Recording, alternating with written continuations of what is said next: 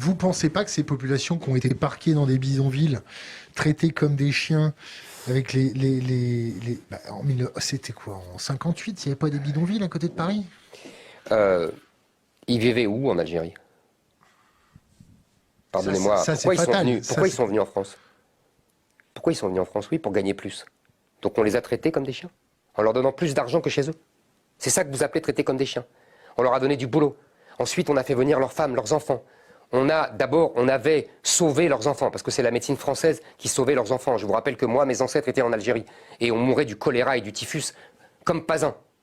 Hein. Ça tombait comme des mouches. C'était ça l'Algérie. C'était un cloaque. C'était des marais incessants, et la France a assaini tout cela. La médecine française a permis à ces gens qui étaient 2 millions d'habitants en 1830 d'être 10 millions en 1962 et 40 millions aujourd'hui. C'est ça, les appeler comme des chiens. On les a fait venir, on leur a donné les allocations familiales, on leur a permis d'aller à l'école, on leur a permis d'apprendre la langue française, la magnifique littérature française. On les a mis dans des HLM alors qu'ils vivaient dans des gourbis. C'est ça que vous appelez traiter comme des chiens. On les a remis dans des gourbis, non? Non, non, non, non, non, non, non, pas du tout. Les HLM ont été transformés par des gourbis par la population elle-même.